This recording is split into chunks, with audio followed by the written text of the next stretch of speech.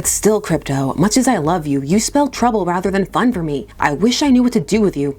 I'll have to sleep on it. All right, get them out now. All the Bitcoin jokes, all the cryptocurrency jokes, lay them out here. Does Krypto invest in Dogecoin? Probably. Greetings, comic lovers, and welcome back to Casually Comics, the channel where we chat all things comics, reviews comics new and old, to history to anecdotes, really wherever our whims take us. Krypto the Super Dog. There was a time when the super pets were a big deal in comics. Superheroes and their pets getting stuff done, having a league, and just in general rounding out their various heroes' mythos. However, over time their star waned, and they fell into a category of being viewed as too silly. And some were unsure of just how to work them into stories or simply didn't want to. Too many human characters to focus on. However, there has been, time of recording in recent years, a bit of nostalgia towards these animal companions. Krypto made his live-action debut in the series Titans, and there is a Super Pets movie where he's voiced by Dwayne Johnson, aka The Rock. Do people still call him that, or am I dating myself? Krypto has a long history in comics, from the Silver Age to a truly sad death, to returning post-crisis and kind of hanging around. He's been cartoonish, he's been more canine. He's had his own stories where he's the headliner, and you even have thought balloons. And yet for some, not much is known of him. I'm Sasha, and we're gonna take a trip back to the Silver Age to take a look at his first appearance, which is also his origin. Since the Super Pets movie was slated for release in 2022, a trade paperback collecting various pet stories has been released called Tales of the Super Pets, with tales spelled like the appendage.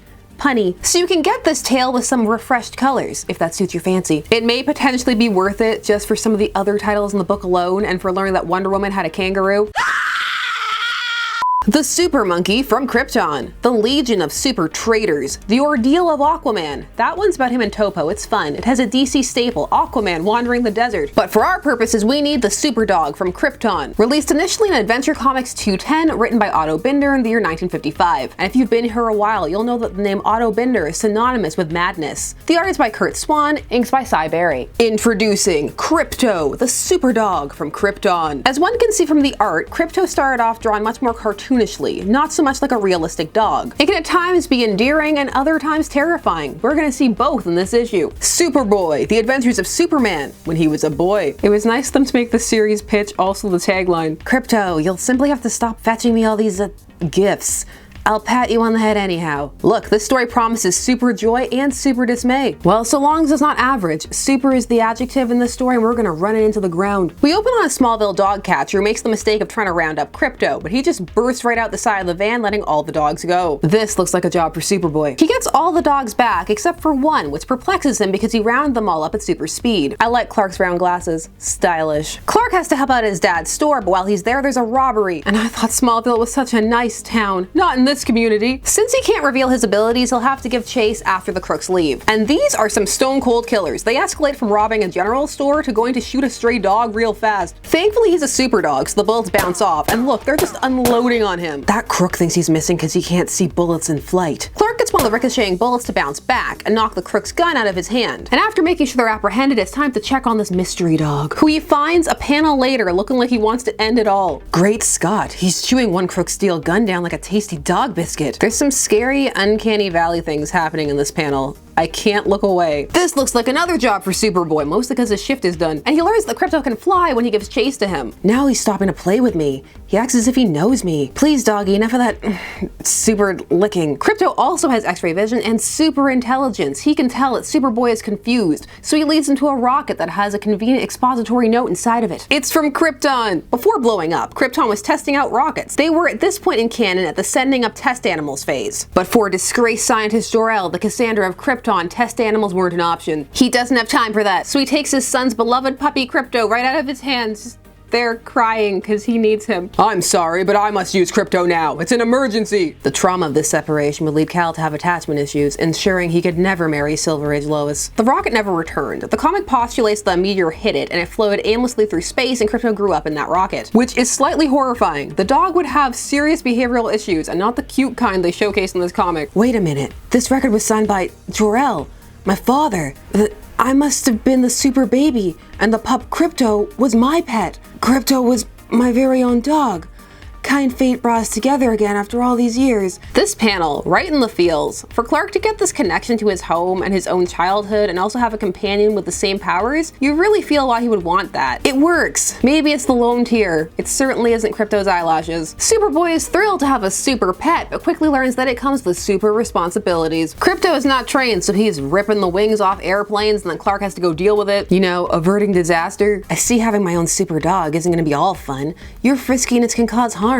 Look, even a super wag of your tail shatters rocks. All this is doing is confirming that you don't want to go up one-on-one against Krypto. Krypto is gonna rip you to shreds just by trying to play with you. For some reason, Clark doesn't bring the dog to the Kent farm. He seems worried that it will somehow compromise his secret identity. Krypto is described in this story as being a super distinct looking dog, but going forward they're gonna abandon that. In this story, Superboy builds a doghouse in the middle of nowhere, but he still leaves a sign that says beware of the super dog. Oh, and he bathed Krypto in some lava and washed him with some barbed wire because his fur is so super. Shockingly, Krypto doesn't want to just hang out in the middle of nowhere, so he brings Clark in his daytime persona a big steel girder to play fetch with, which almost reveals his identity to Lana Lang. If you thought that Superman messed with Lois Lane, you are not prepared for Superboy messing with Lana Lang. Lana was on an obsessive mission to prove he was Superboy, and she didn't have journalism and handsome bachelors proposing to her to distract her. Clark throws the girder into space to get it out of the way, and when he goes up to get it, Krypto's up there chasing meteors. Upon my first reading, I laughed out loud when you see Krypto chasing a cat and the cat runs into a building and Krypto follows, creating a Looney Tunes-esque dog-shaped hole in the building. One gaslighting of Lana Lang later, it's back to deal with Krypto, who he used as part of the plan. He had him fly overhead in a cape as part of a see? How could I be Superboy? Superboy's up there. Lana must have so many issues. But still, Krypto, much as I love you, you spell trouble rather than fun for me. I wish I knew what to do with you. I'll have to sleep on it. Yeah, untrained space dog. How dare you not have any training even though I didn't bother to do anything. Dogs should be fun at all times, so says Clark Kent. But the super problem solves itself. For the following morning, Krypto is gone into space. After all, like a frisky dog, he wants to roam the universe, a mere backyard to him. Well, considering he was such a big bother, I'm glad he's gone. He's not glad. He can't even make it through the full "get out of here, boy, no one wants you here" speech. Krypto, my pal. The only dog of my own I ever had.